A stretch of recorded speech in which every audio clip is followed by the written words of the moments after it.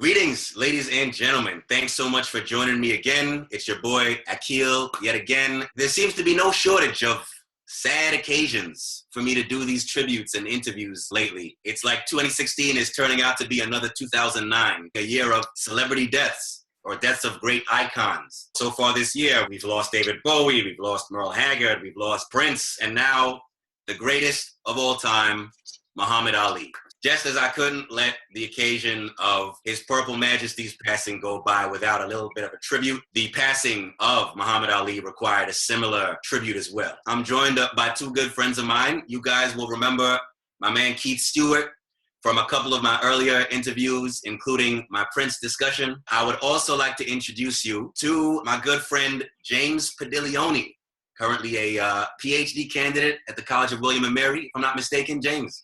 That's correct, yep. How are you? I'm great. Yourself? I'm good. Fantastic. Thanks for having me on. My pleasure. Thanks for joining me. So much of Muhammad Ali's record really speaks for itself. I know personally, I grew up hearing about him, reading about him, seeing documentaries and the like on television about him, and he was obviously a very admired figure in my own household. Growing up in a Black family, with a lot of different cultural influences, but with Black pride and solidarity being one of those major influences, it was inevitable that he would be a major icon to whom I would look up when I was growing up. Muhammad Ali also, of course, appealed to people of all backgrounds as an athlete and as a man. We can just start with a brief testimony on behalf of each of you guys, just about the role Muhammad Ali played in your lives as a role model, as a symbol. James, why don't we start with you? I guess my background with Muhammad Ali really starts in sports and in heavyweight boxing first, because my dad was one of those dads who would have fight parties. He was Navy, and so he had a lot of Navy friends would come over. They'd come over to the house, and I'd be like 3 or 4 years old, and boxing matches. It was a lot of Mike Tyson in those days that we were watching, or I shouldn't probably have been watching, but I was sneaking around the living room. But so the talk of Muhammad Ali that I had always encountered as a kid was based on that history. And I remember my dad saying a lot about, his braggadocio, and he talked a lot of smack, but he could put the smack down on people too. So it wasn't until I think my teen years or so that I started to find out a little bit more about his politics and his race philosophy and thoughts outside of the ring. And as I became more of a kind of political radical myself, looking to him as an anti-war activist and those kinds of things, other resonances started to grow. But definitely, first and foremost, Muhammad Ali is, the greatest as far as boxing goes. And then I would say he's one of the greatest, probably, as far as an orator with poetic, flourishes in not just talking up his boxing skills, but in articulating his independence as a Black man. I hear that. How about you, Keith? What was your sort of introduction to Muhammad Ali growing up? Well, first of all, thank you for having me on again. It was a pleasure to do these things when I can. My introduction, it's just kind of similar, like Jimmy. It's watching like classic sports television and be like, oh, there's Muhammad Ali and all these great fights that he had. All the braggadocio, as he was saying, talking smack to people and smacking them down afterwards. As I grew older, as the same way, I started learning more about his politics and anti-war stance, how he empowering African Americans in this country to honor their heritage and whatnot. So the only thing I'll add, though, is that it also was great theater whenever this man would go anywhere, whether he's actually doing his boxing or even just going on an episode of Wild World Sports and arguing with and having his legendary interviews with Howard Cosell, who happened to have a mutually beneficial relationship where on screen they were like always going after each other. Off screen, they seemed like really close. A lot of the same things that Jimmy was following, watching him when I was younger. So the world stopped whenever he would show up anywhere. Ali would be able to take a fight to Kinshasa. A man like him can take a fight to Manila in the middle of his prime. It's like, oh, we'll go there. We'll go there. That's just the testimony of how great he is as a world icon. And I guess one other thing I will say is that 1996 Olympics, when he's been ravaged with the Parkinson's and him lighting the torch, that's the one moment in my lifetime where I watched Ali kind of at least one last time show everyone how great he is. True that. I remember the 96 Olympics myself. I guess that was the first Olympic Games that I ever watched as a kid growing up. I remember watching it with older family members, how reverent they were at the sight of Ali coming on the scene and how much it meant to them, given that they grew up in an era when Ali was at the top of his game. They remembered the Rumble in the Jungle. They remembered when he beat Sonny Liston. They remembered when he refused to go fight in Vietnam. And so they had that personal firsthand connection to the role that he played in history. I also want to say thanks a lot, James and Keith, for bringing up the fact that Ali not only talked a lot of trash, but also backed it up, because that's critical. Anyone can talk trash, but it takes a certain kind of person and a certain kind of honor, if you ask me, to really back up what you say. Depending on your line of work, what your station in life is, backing it up will take different forms and will mean different things in different contexts. If you're a professional boxer, if you're a prize fighter, that means being able to put the smack down in the ring, and he did it brilliantly. I always admired Ali as a boxer, not that I'm a real boxing aficionado here, but I remember watching the documentary When We Were Kings. Definitely one of my favorite documentaries of all time. It goes into detail about his Rumble in the Jungle 1974 bout with George Foreman in Zaire, and they went into detail about the strategy that Ali took into the ring, the strategy that he used to tire out Foreman, how he trained his body to take immense amounts of punishment and allowed Foreman to tire himself out, and then just came blazing back at him and was able to take him out toward the end. And I really respected and admired that, because it just went to show how much intellect goes into boxing and other professional sports, and not just brute strength or other physical qualities. Another thing that I always admired about Ali is that when it came to his political stances, he didn't back down from beliefs he had that he held sincerely, no matter how controversial they were. If you look at a lot of public figures today, a lot of them will back down as soon as there's a firestorm of controversy over some remarks that they've made. I don't believe that all of these characters are sincerely apologetic or remorseful for what they've said in all of these cases. I'm sure in a lot of cases, they're just saying it to keep up appearances and save face and protect their reputations and their profits. But Ali was willing to put his career and his personal liberty on the line for what he believed in. And even if it offended people, he stood his ground and stuck to his guns. And so you always knew where you stood with him, whether you agreed with him or not. And I wish more public figures today would take a page from his book. One other issue I wanted to touch on in this conversation is the whole controversy that sprung up since his death about whether he transcended race. I'm sure you guys have got a lot to say on that front. James, why don't we start with you? What was your reaction when you heard about that whole issue? Yeah, so it's interesting because when people say this, right, someone transcends race, I'm not exactly sure what they're trying to say. Like, do they mean that this person appeals to other races other than the one that they identify with? If that's the case, then sure, fine, he transcended race. But very crucial key aspects, right? Like, I know that he, and this is just one data point sort of to kind of contradict or refute that, he gave a speech at Howard University in 1967 entitled Black is Better, which maybe even goes further than not transcending race. It's not, it's not just like being integrated and everyone's all equal together. It's really strongly saying Black is better. I had the chance this semester to teach a week out of my seminar on the Nation of Islam in the 1960s. A lot of people don't understand their core tenets as passed down and taught by Elijah Muhammad in the 1950s and 60s was that the white man was the devil, was the son of the devil, and that in order for Black people to be spared the judgment that Allah was going to throw down on white people, that Black people needed to segregate themselves out of white society. And so the changing of the name from Cassius Clay to Ali, and then his very vocal positions against integration, against interracial marriage at times. He's never actually going out in any interview saying that, the Nation of Islam teaches that white people are the devil. He converted to Sunni Islam in the early 80s, I think. And so he doesn't particularly, he didn't hold that tenet all throughout his life, perhaps. But to say that someone who converted to the Nation of Islam at the height of its popularity, when it was preaching that very particular race segregation message, that person transcended race, is just historically inaccurate. And I know why people want to do that, because they want to be able to celebrate him without the uncomfortability that comes along with listening to what he said. But that's just flat out false. And I'm not here to say that's right or wrong or indifferent to hold the Nation of Islam's beliefs to the T. circa 1965. But the man certainly did not transcend race. Keith, your thoughts?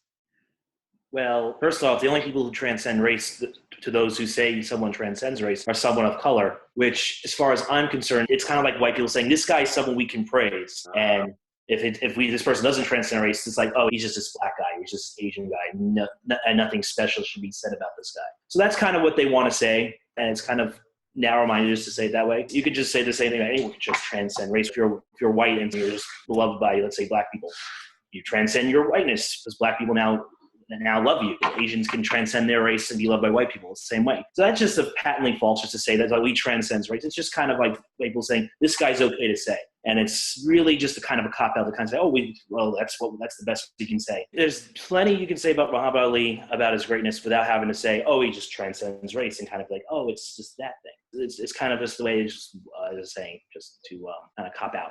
I think James summed it up really nicely. I think different people probably mean different things when they say that he transcended race. At least some of them probably have their hearts in the right place. A lot of particularly white people, in my experience nowadays, it's as if they've become so wedded to a certain interpretation of racial equality that really hold that we should all be colorblind and never acknowledge race in any way, shape, or form. And that to acknowledge it is to play into the hands of racists. I can't tell you how many times I've encountered generally very well-meaning white folks, usually my age, fellow millennials, who, if I so much as crack a joke that acknowledges the fact that I'm the one black guy in a group of white kids, they'll sort of physically recoil from it or laugh nervously and avert their eyes. I'm always like, what is the big deal? Don't tell me you guys didn't notice that I'm black and the rest of y'all are white. No, don't give me any of this, I don't see race business. My blackness is definitely not all there is to me by any stretch of the imagination. It's still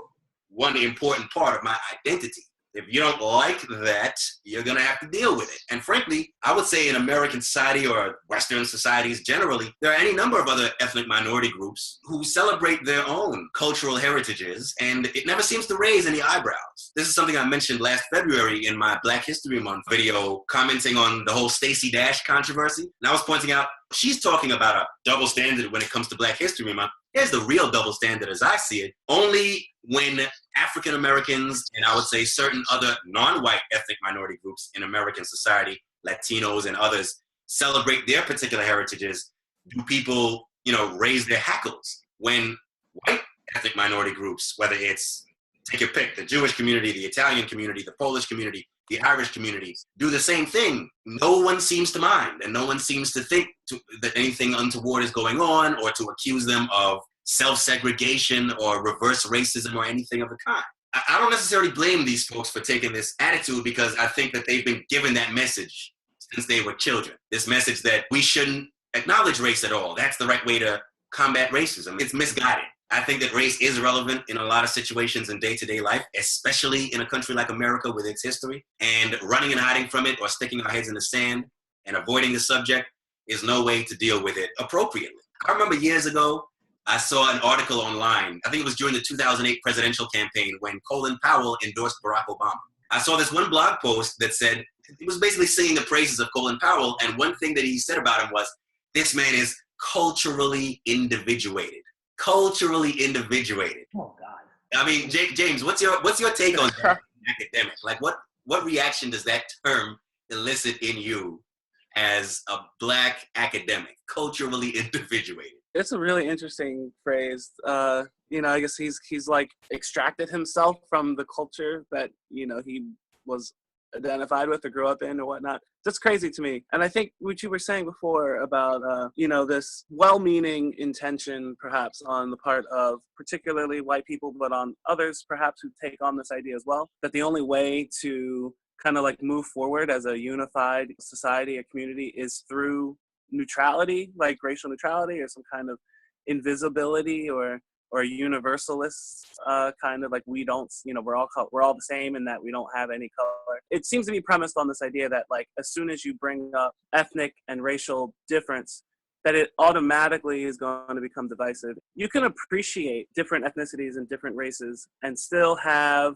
a kind of integrated community that is integrated on the strength of those differences versus one that is integrated on erasing those differences, which isn't actually erasing it. It's just kind of effacing it. I think a lot of this is well-intentioned, like you said, because we came out of an age where, race theory was guiding law and practice. It seems that the anti-racist position and the one that then says, okay, well, let's just get rid of that is where to go. But it actually takes away people's sense of themselves and the way that they have come to know themselves in the world. And it's not like you're saying that like your Black identity is the only one that's salient or that is like operative 100% of the time, but it's always potentially there, and it kind of interweaves through life and through experiences and through moments in ways that to deny it a place, a potential place, is kind of to deny you who you are, right?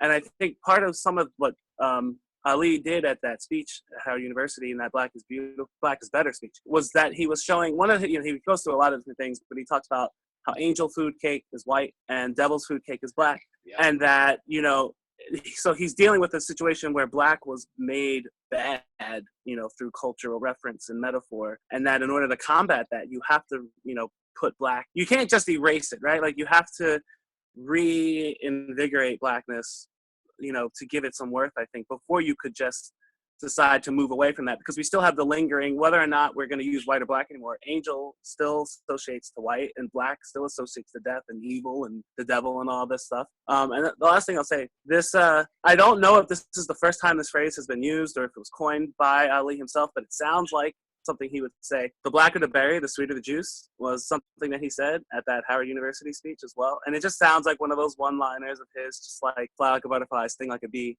So I need to double check this a little bit more and see, like, did Muhammad Ali actually coin the phrase blacker the berry, the sweeter the juice? Because so I like that phrase even way more now. I loved it because of Kendrick, but I think if we can loop that through Ali too, there's something cool about that. And I think it directly speaks to this question of we don't need to be colorblind. We can all appreciate each other for our different flavors. I'm sure you guys have probably heard about the tweet that Piers Morgan sent out the other day saying that Ali said far more racist things than Donald Trump throughout his career and so on. Keith, feel free to jump in here and give us your reaction.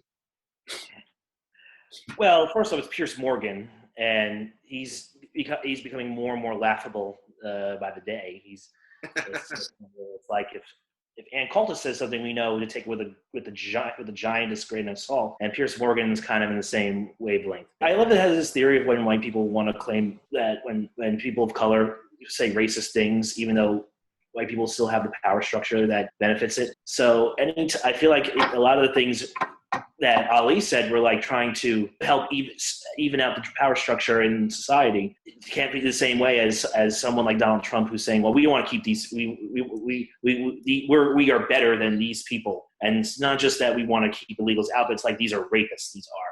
The Mexicans are rapists. Mexicans are basically plundering this country. It's very different ways of coming from. And someone who has had no power for 400 years, as Ali would routinely say, 400 years that we've been the master basically of, and he's trying to basically end that kind of dynamic. He's not coming from equal standing. He's punching up to try to get that equal standing. Whereas when Donald Trump or anyone white says something racist, it's trying to keep that power dynamic in place that basically is quite racist. It's a false equivalency that they really need to stop perpetuating. False equivalency. I think that's a good way to sum it up. Well, I mean, would you put it a similar way yourself, James?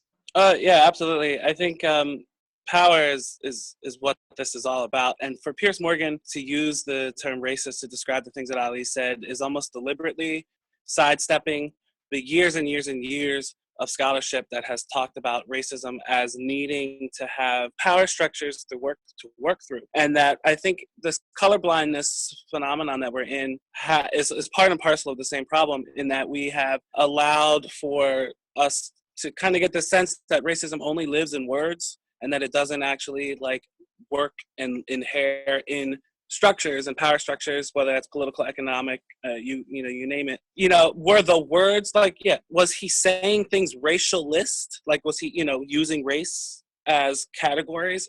Absolutely. Was it racist in the sense that he had any of the institutional power structure behind him? No. And right, this man was also convicted of draft dodging too. So we saw the state actually had the final authority, although he was able to beat that at the Supreme Court, right? But he was not working as an instrument or an agent of the state in the way that Donald Trump, God forbid, might be one day soon. God, don't say it. Don't say it, please.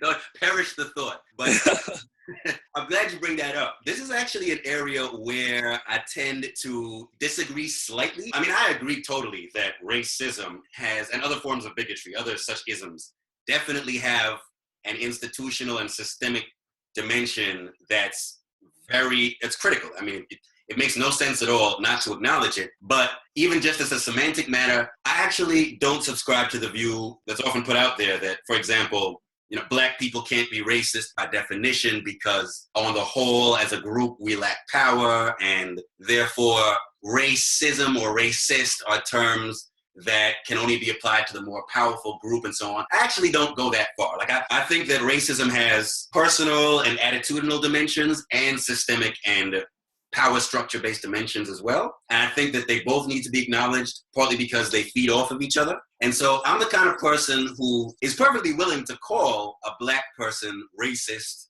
or to criticize things that he or she might say or do as racist, depending on their content.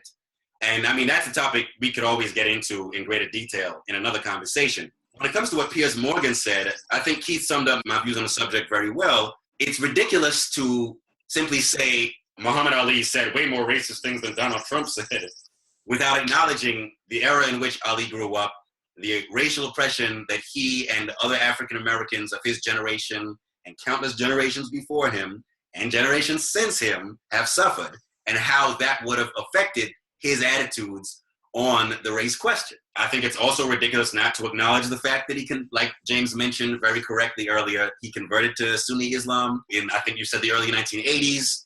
I don't even have a problem with someone like Piers Morgan saying, look, Ali wasn't perfect. He said things, he took certain positions that I disagree with, that I think were wrong. But to just make such a sweeping and oversimplified statement about him, especially comparing him to Donald Trump, barf. And in a matter of days after he's died, I mean, to me, that's just, the definition of a lack of class, frankly, and not to mention inaccuracy and oversimplification. But then again, like Keith mentioned, we are talking about Piers Morgan. What I find funny about him in recent years is he's like developed this talent for alienating people across the political spectrum. He's pissed off folks on the right. He's pissed off folks on the left. He's pissed off white people, Black people, Americans, foreigners, the works. So that's Piers being. To sum up, like I said at the beginning, Ali was a man who stood in his truth. He was a man who had strong convictions that he knew would rub a lot of people the wrong way. He was honest about them nonetheless. He kept it real in today's parlance. And I think we can all respect and admire him for that. And I think that anyone who's going to pass judgment on him also ought to take into account his role as a folk hero and a hero of other kinds as well in the Black community, as well as in the larger popular imagination. I think that the power relationships that you, James, and Keith referenced in this conversation also need to be taken into account. And when you take those into account, to compare him to Donald Trump is beyond absurd. Ali kept it real. Love him or hate him, you knew where you stood with him, and I think he deserves his propers for that. With that, why don't I give each of you guys an opportunity to sum up, give your final thoughts, your final tributes to Ali, and then we can sign off. How about we start with you, Keith? It was an honor to have this man in our lives. You mentioned earlier how Ali was great about the Rumble in the Jungle. Kind of feel like one of the things we got robbed of is him in the last 25 years being able to comment on how the world has evolved. That's the one bittersweet thing I would particularly have with Ali, is that having the last 25 years where he had the Parkinson's syndrome, because he was as great a man as he was in the 60s and 70s and 80s and early 80s, I'd say, to have him around the last 30 years to really give his take on society, American and otherwise, would have been great. And that's the one thing I kind of wish I had in this situation. And you, James, very quickly. Yeah. Again, of course, he's the greatest, right? And I think his life is a really interesting commentary on Black masculinity within white sports in the United States, which is a topic that continues to influence, conversation to this day. Just watching the way he was able to articulate himself as a strong Black man within and still dealing with a white establishment and, like Howard Cosell, as we mentioned earlier, and those kinds of things, and looking at him alongside his one-time friend Malcolm X and those kinds of figures. He continues, I think, beyond speaking to Black people generally and speaking to the sports world, but like speaking at that crucial intersection of Black athletes and how they have to articulate themselves with mostly white controlled structures around them and money. I think it's a really interesting model and one that we should continue to keep looking to. Couldn't have said it better myself. I want to thank both you guys for participating in the discussion and helping me to brush up on my interviewing skills. And I hope to do this again with both of you someday. Same. Take care. Always Ciao. And power to the people. Uhuru. Uhuru, you said it. Later, fellas. Thanks a lot.